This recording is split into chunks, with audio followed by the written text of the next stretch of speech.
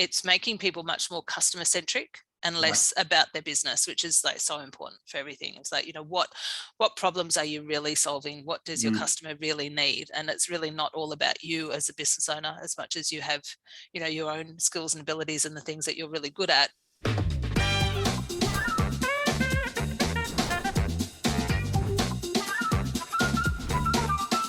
So joining me on the line today, I've got Marama Carmichael from E23. Welcome to the call, Marama. Thanks so much, David. Pleasure to be here. So maybe tell us a bit about E23, what it is. So E23 is a branding, web, marketing and digital agency. Basically, we work with small business owners who are feeling that they're stuck. They've kind of outgrown the current things that they're doing and they're looking for help to get to that next level. So we work very much in the consultancy base with them and help finding out where the gaps are and then filling them in for them. So tell me, obviously, we're in this funny economic time right now. What are you seeing? What sort of gaps are you seeing? What sort of things are you working with right now? Typically speaking, it's people who are usually they'll hire freelancers to do certain things. And what I'm seeing is the big problem is that there's no overriding strategy that's combining all those things together. Yep. And so really there's like a lack of visibility around what's working, what isn't working. And, I call it the Frankenstein problem. They've kind of got a business and like things are kind of lumbering along and it's kind of doing it, but it's not working in a nice, smooth, flowing place because things are kind of stitched together, sometimes with duct tape and pure willpower.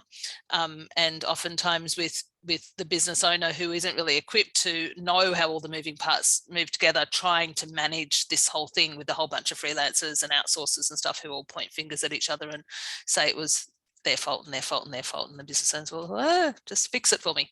Yeah. So I suppose with a lot of small businesses, the way that happens is they start with one strategy. So they work with a specialist company, like it might be SEO, and then they put on another company who does, say, their email marketing. And so they end up with all of these disparate parts, yeah? Exactly. And then typically speaking with you, I think that there's been a real push in recent years to specialize. And so a lot of the experts are specializing in very siloed kind of compartments, and which is great. And they're really good at that. Yes. But I think whenever you are in, there's an old saying, you can't read the label from inside the bottle. So if you're in the SEO bottle and you're not even looking at it, like you might not see that, the automation bottle needs some work because the SEO is going here and then they're kind of running into a dead end and not getting nurtured and not getting picked up on, or, the messaging might be wrong because no one's looked at the branding and the messaging and the positioning piece. So you're doing SEO, but you're targeting the wrong words, for instance, that no one's actually looking for. So yeah, it can be complex. But it's fun. That's what we love to do. I suppose. And is it really traditionally what a marketing agency used to do? I think it is. I think it's what marketing agencies used to do in the olden days of that whole piece. I think that most marketing agencies, you'll have your favorite things that that have worked, that are tried and true and work. But the fact of the matter is, small business, it really needs to be nimble. And I think that's what's happening at the moment, is that people are realizing that they need to adapt, and sometimes adapt very quickly. Yes. And they need someone to adapt with them. And I think also in some marketing agencies, it's like an all or nothing scenario. Like you either go the whole way or you do nothing. And I think that there is definitely some room in the market for sometimes, having an improvement is better than nothing. And so sometimes it's a matter of, okay, well, what can we do to make things better right now? And then what are we going to do to make things better, like moving forward and really shoring things up long term. But, Gotcha. Yeah. Can you sort of cite any examples of something that you've been working on recently that's been an interesting project? Just so many interesting projects. They're always interesting. So we did one, actually, speaking of the pivot now, is that we're working with a Pilates studio. So we're working on getting their app. So they're doing a Pilates app out there, which is great. So, their studio is doing really well and they're back in studio now. But during that whole lockdown period of time, they pushed forward an app that was going to be released next year, has been brought forward and released now. And now we're working with the marketing and sort of creating, it's an example of that sort of, what you've got now. So they had a landing page that came with the app itself. And it's not really doing everything they want to do. So right now we're working on, creating a better landing page with a better user experience and better messaging and better everything really, so as they can launch that. So that's lots of fun. Yeah, fantastic. Yeah. I think one thing that this economy has done is it's forced people to shed all the things that don't work. It's forced them to be very brutally honest about, where they're spending their dollar.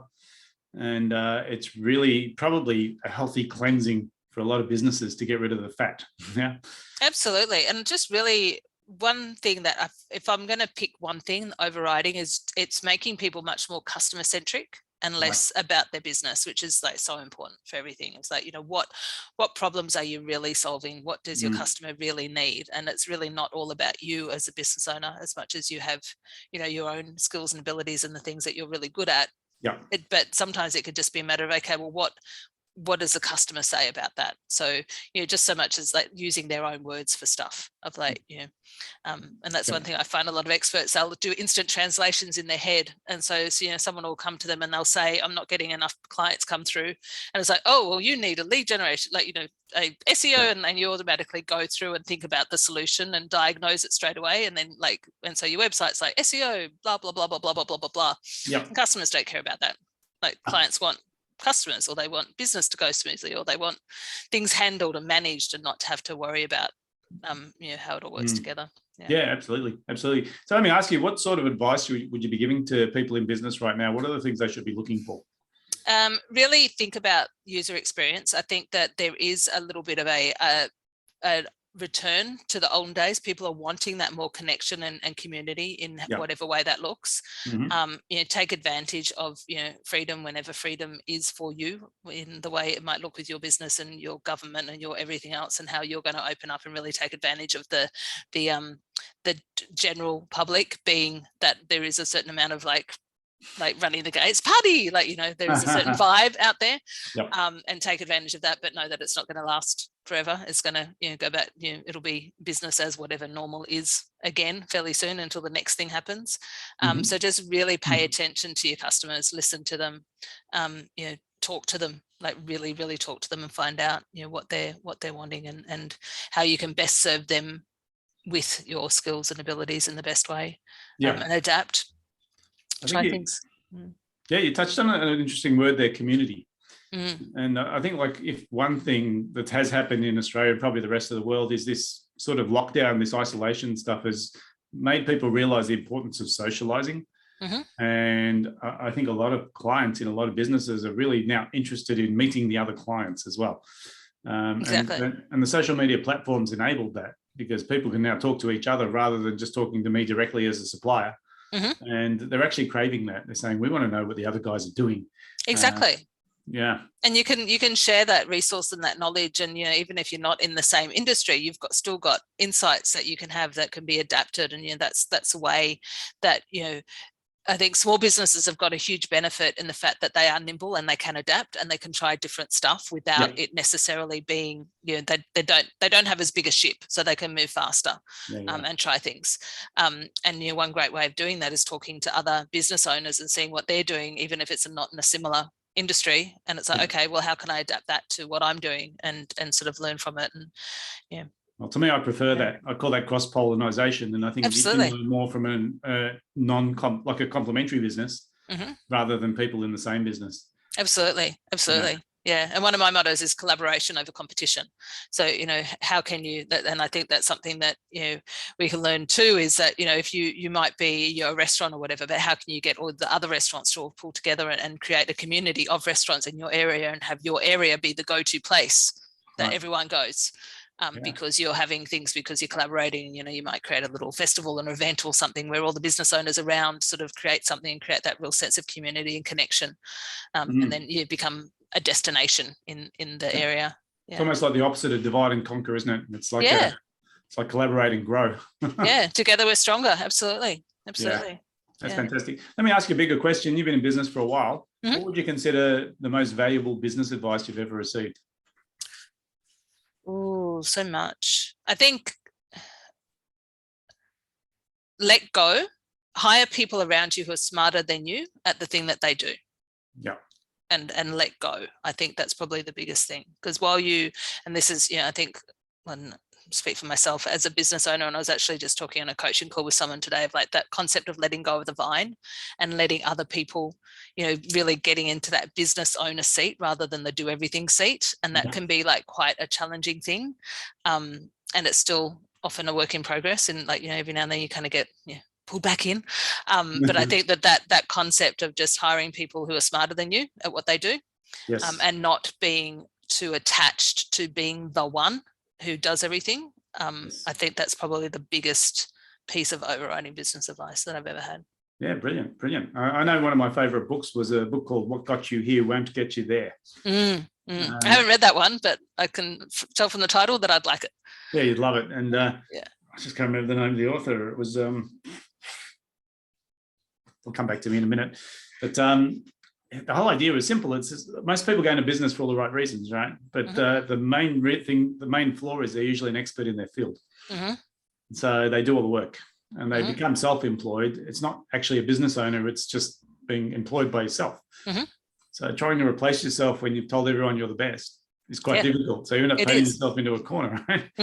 Absolutely. And I've been there. I've done that. So before I had the agency, I ran a natural therapy center, and I literally had that where I was a terrible boss. I'd become self-employed, and I was a horrible boss. I worked terribly long hours and never gave myself enough holiday time and never did anything. And I was, it was not a good place to be. So I think when I started the agency, it was always with the intention that it would be an agency, which is why it's not the Marama Carmichael show. It's like, it is the agency, and it's all about the processes and the systems and setting that all up. And even though I'm the subject matter expert, you're hiring people smarter than me in certain fields to sort of spread that thing, and making sure that the processes are there, and you work in your zone of genius. That's the other concept of staying in your zone of genius and really working at what the things you are great at, and then letting go of things piece by piece by piece by piece until you're just doing the fun stuff. Yeah, fantastic. Marshall Goldsmith. That was the name? That's the name. I'm going to look that up. I'm going to read that one. Yeah, it's an awesome book. And really, you're right. The biggest challenge I think most business owners have is letting go. And often it's the opposite that got them there. It was hanging on and being the person. And then there's a point in time where that becomes your bottleneck, stopping you from getting on. Yeah, absolutely. When you become their own bottleneck and everything's in your head. I was literally having this conversation with one of my coaching clients earlier today about that, about how to let it go, and to sort of trust. Another saying that I have is that if you do it for them, you make them weak. So as far as this was a conversation we had about your internal team, your in-house team, and he was coming in and going to the rescue for things that were happening. And so obviously, his team were turning to him for everything, because it was the fastest response. He'd say, "Hey, can I have some help?" And then he'd dive in and fix it for them. But then they weren't learning. Do it for them. They weren't working, and he was. Exactly. Yeah. I'll give you another book on the topic too. Yeah. There's a book called Who Not How. Yes. Right. And that's Dan Sullivan. That's another awesome book. But by the way, do you read? Obviously you do. Do you have a favorite book, or do you have a favorite recent book? I think Essentialism. Essentialism. Yeah. I think it's essential. It's called that's what the big title is. But it's The One Thing or Essentialism. I'm never sure. The cover is confusing. I think it's actually called The One Thing. But Essentialism is the biggest. What color is the cover? Is it yellow or is it white? It's white with the scribble. That's called Essentialism. Essentially, it is Essentialism. Yeah, The One Thing is a yellow cover. Okay, yes, Essentialism, that one. Yes, awesome book. Yes, awesome book. Brilliant book. And the other one, I think probably, which was my go-to for a number of years, is called Attraction. Not Attraction, just Traction by Gino Wickman. Yes. EOS system. Love that. It's got a lot of gold in that one. So yeah. Awesome. Yeah. So if we were going to summarize today's conversation in just one sentence, what would you come up with? Listen to your people. Listen to your people. Let go. Listen to your people in-house. Listen to your clients. Let go and adapt.